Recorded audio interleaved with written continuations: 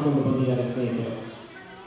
ಮತ್ತೆ ಪಕ್ಷ ಸಂಘಟನೆಯಲ್ಲಿ ಬಹಳ ವಿಶೇಷವಾದಂತಹ ಪಾತ್ರವನ್ನು ವಹಿಸಿರುವಂತಹ ಸುಧಾ ತ್ಯಾಗರ ಕಳೆದ 5 ದಶಕಗಳಿಗೂ ಮಿಗಿಲಾಗಿ ತಾನು ಗಳಿಸಿಕೊಂಡಂತಹ ಅನುಭವ ಮತ್ತು ಸಮಾಜದಲ್ಲಿ ನಿರ್ಲಕ್ಷಿತ ಪ್ರತಿಭೆಗಳನ್ನು ಮುಖ್ಯವಾಹಿನಿಗೆ ತರಬೇಕು, ಅವರಿಗೆ ವೇದಿಕೆ ಒದಗಿಸಿಕೊಡ್ಬೇಕು ಅನ್ನುವಂಥ ನಿಟ್ಟಿನಲ್ಲಿ ಅವರೇ ಒಳ್ಳೆ ಹಾಡುಗಾರರು. ಅವರು ಹಾಡೋದು ಕೂಡ ನೋಡಿ, ಇವತ್ತು ಕಾರ್ಯಕ್ರಮದಲ್ಲಿ ಕೇಳ್ಕೊಂಡಾಗ ಒಂದೇ ಹಾಡಾಡಬೇಕು, ಇಲ್ಲ ನಾನೇ ವೇದಿಕೆ ಹುಟ್ಟಾಕಿ ನಾನೇ ಹೊತ್ತಾಡಾಡ್ಬಿಟ್ರೆ ಹೇಗಾಗುತ್ತೆ ವೆಂಕಟರಾಜು ಅನ್ನುವಂಥ ಪ್ರಶ್ನೆಯನ್ನು ಅವರು ಹಾಕೊಳ್ತಾರೆ.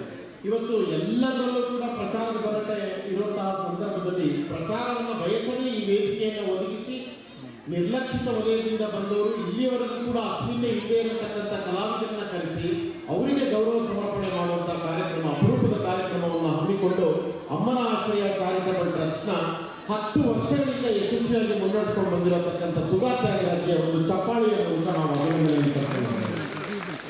ಇಷ್ಟು ಅವರು ಆಡಬೇಕಾದಂಥ ಮಾತುಗಳನ್ನು ನಾನು ಆಡುವ ಮುಖೇನ ಈಗ ಜ್ಯೋತಿ ಬೆಳಗಿಸುವ ಮೂಲಕ ಈ ಸಭಾ ಕಾರ್ಯಕ್ರಮವನ್ನು ಲೋಕಾರ್ಪಣೆ ಮಾಡಬೇಕು ಅಂತ ಹೇಳಿ ನಮ್ಮ ಎಲ್ಲ ಅತಿಥಿ ಗಣ್ಯರನ್ನ, ವಿಶೇಷವಾಗಿ ಶಶಿಧರ ಕೋಟೆಯವರು, ನಾಡಿನ ಸುಪ್ರಸಿದ್ಧ ಗಾಯಕರು, ಹಾಗೆಯೇ ಕಾಡಯ್ಯ ಮಹಾಸ್ವಾಮಿಗಳು ಈ ದಿನ ಈ ಸಭೆಯ ಅಧ್ಯಕ್ಷತೆ ವಹಿಸಿದ್ದಾರೆ.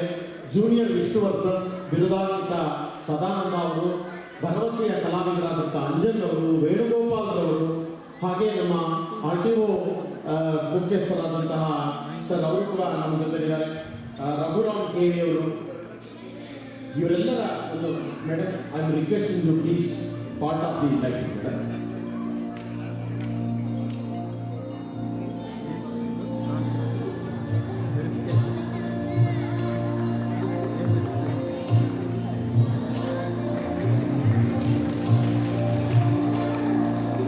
ಜ್ಯೋತಿ ಬೆಳಗಿಸುವುದು ಅಂತ ಹೇಳಿದ್ರೆ ಸಮಾಜವನ್ನ ಅಂಧಕಾರದಿಂದ ಅರಿವಿನೆಡೆಗೆ ಕೊಂಡೊಯ್ಯುವಂತಹ ಸಾಧನ. ಸಮಾಜವನ್ನು ಅಂಧಕಾರದಿಂದ ಅರಿವಿನೆಡೆಗೆ ಕೊಂಡೊಯ್ಯುವಂತಹ ಸಾಧನ.